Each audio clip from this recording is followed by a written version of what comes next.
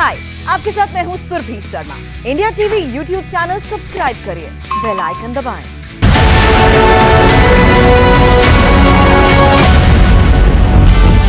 भारत में 2 से 18 साल के बच्चों का होगा कोरोना वैक्सीन का ट्रायल। एक्सपर्ट कमेटी ने कोवैक्सीन के क्लिनिकल ट्रायल को मंजूरी दी। कोवैक्सीन का क्लिनिकल ट्रायल 525 बच्चों पर होगा। दिल्ली एम्स, पटना एम्स और नागपुर के MIMS अस्पतालों में होगा ट्रायल।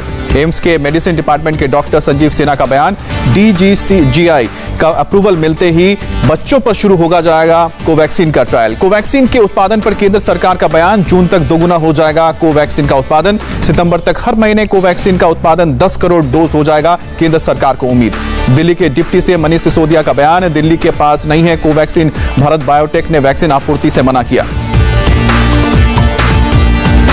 मनीष सिसोदिया ने केंद्र सरकार को दोषी बताया, कहा केंद्र सरकार के ऑर्डर को पूरा कर रहा है भारत बायोटेक। मनीष सिसोदिया ने कहा कोवैक्सीन जिन सेंटर्स पर लगाए जा रहे थे उनको बंद करना पड़ा, अब तक 100 केंद्र बंद हुए हैं।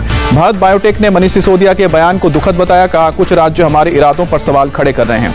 भारत बायोटेक ने कहा हमारे 50 कर्मचारी कोरोना की वजह से छुट्टी पर हैं, लॉकडाउन के बावजूद हम 24 घंटे काम कर रहे हैं। भारत बायोटेक ने बयान जारी कर कहा 1 मई से अब तक 18 राज्यों में कोवैक्सीन पहुंचाया गया है। संबित पात्रा का बयान, कोवैक्सीन के प्रोडक्शन को लेकर 3-4 सरकारी कंपनियों से बातचीत चल रही है।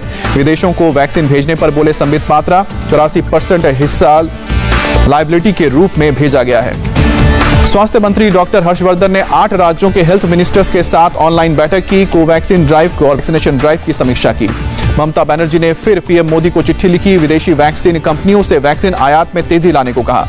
महाराष्ट्र के मंत्री असलम शेख की केंद्र से मांग, वैक्सीन आयात के नियमों में छूट दी जाए और 3 से 4 महीने में सभी का वैक्सीनेशन हो। देश में 11 मई को 24 लाख लोगों को वैक्सीन लगाई गई, स्वास्थ्य मंत्रालय ने जानकारी दी। दिल्ली के मोतीबाग में वैक्सीनेशन सेंटर खुला था, लेकिन वैक्सीन खत्म होने से सन्नाटा पसरा। मुंबई के नायर अस्पताल में फिर बद इंतजामी दिखी, कोरोना गाइडलाइंस का पालन नहीं हुआ। मुंबई के राजवाड़ी सेंटर में भी अफरा तफरी दिखी, वैक्सीनेशन के लिए लोगों को बुलाया गया लेकिन वैक्सीन नहीं थी। नागपुर में कई सेंटर्स पर वैक्सीन नहीं होने की वजह से वैक्सीनेशन रोकी गई, दूसरी डोज वालों को भी टीका नहीं लगा। टीम 9 के साथ मीटिंग में सीएम योगी ने दिया निर्देश, निरक्षर, दिव्यांग और निराश्रित लोगों का टीकाकरण किया जाए। ओडिशा सरकार का ऐलान, साधुओं, कैदियों, भिखारियों और बुजुर्गों के लिए वैक्सीन लगाने के लिए आईडी प्रूफ की जरूरत नहीं। पीएम केयर्स फंड से DRDO के बनाए गए 1.5 लाख ऑक्सीकेयर सिस्टम खरीदे गए हैं, 322 करोड़ की लागत आएगी। कर्नाटक सरकार होम आइसोलेशन में रह रहे लोगों तक पहुंचाएगी ऑक्सीजन कॉन्सेंट्रेटर। बेंगलुरु में ऑक्सी बस सेवा शुरू, हर बस में 6 से 8 ऑक्सीजन सिलेंडर की सुविधा दी गई है। ओमान से मेडिकल हेल्प लेकर विमान भारत पहुंचा, 36 वेंटिलेटर्स, दवाएं और दूसरे उपकरण शामिल हैं। INS तरकश कतर से मदद लेकर मुंबई पहुंचा, 2 क्रायोजेनिक कंटेनर्स 230 ऑक्सीजन सिलेंडर के साथ आया। इंडियन एयरफोर्स का C-17 ग्लोब मास्टर विमान जर्मनी के फ्रैंकफर्ट से 35 टन कोविड मेडिकल सप्लाई लेकर मुंबई पहुंचा। इंटरनेशनल नर्सेज डे पर पीएम मोदी ने नर्सिंग स्टाफ का जताया आभार, कहा स्वास्थ्य भारत के लिए प्रति उनका कर्तव्य और जज्बा बेमिसाल है।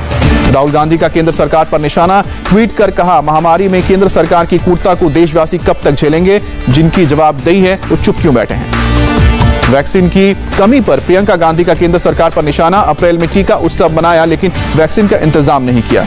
देश में 24 घंटे में 3,48,421 लोग कोरोना से संक्रमित हुए हैं, 4,205 लोगों की जान गई है। दिल्ली में पिछले 24 घंटे में 13,287 लोग कोरोना की चपेट में आए, 300 लोगों की जान गई। जोधपुर में पाकिस्तान से आए शरणार्थियों का सैंपल लिया गया, वैक्सीनेशन करने पर विचार हो रहा है। हैदराबाद के चार मीनार इलाके में दिखा सन्नाटा, तेलंगाना में आज से 10 दिन का लॉकडाउन शुरू हुआ है। मुंबई के कुर्ला मार्केट में ईद की खरीदारी के लिए जुटी भीड़, कोरोना गाइडलाइंस का उल्लंघन हुआ। नागपुर में भी इतवारी मार्केट में शॉपिंग के लिए लोगों की भीड़ नजर आई, सोशल डिस्टेंसिंग का ख्याल नहीं रखा गया। अलीगढ़ में खरीदारी के लिए लोगों की भीड़ उमड़ी, वाराणसी में भी बड़ा बाजार में लोगों का हुजूम दिखा।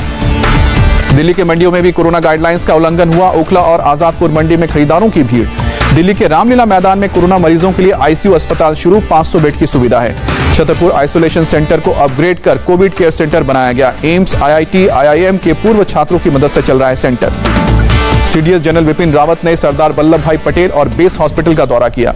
दिल्ली में जमाखोरी के आरोप में 2 लोग गिरफ्तार, 10 ऑक्सीजन कॉन्सेंट्रेटर और 2000 पल्स ऑक्सीमीटर बरामद किए गए। दिल्ली की कोर्ट ने मैट्रिक्स सेलुलर के सीईओ समेत 4 लोगों को जमानत दी। रेस्टोरेंट में ऑक्सीजन कॉन्सेंट्रेटर की जमाखोरी का मामला है। हिमाचल प्रदेश में प्राइवेट अस्पतालों और लैब्स में 500 रुपए में होगा RT-PCR टेस्ट। तमिलनाडु में कोविड ड्यूटी के दौरान जान गंवाने वाले 43 फ्रंट लाइन वर्कर्स के परिवारों को 25-25 लाख की मदद का ऐलान। तमिलनाडु में हेल्थ वर्कर्स के लिए इंसेंटिव, डॉक्टर्स को 30,000 रुपए, नर्सेस, फर्जी स्टूडेंट्स और ट्रेनी डॉक्टर्स को 20-20 हजार रुपए दिए जाएंगे। चेन्नई में मस्जिद जावेद को क्वारंटीन सेंटर बनाया गया। जो लोग कोरोना नेगेटिव हैं लेकिन क्वारंटीन की जरूरत है वो ठहर सकेंगे। असम में दफ्तर सुबह 5 से लेकर दोपहर 1 बजे तक खुलेंगे। दोपहर 2 बजे से सुबह 5 बजे तक कर्फ्यू रहेगा।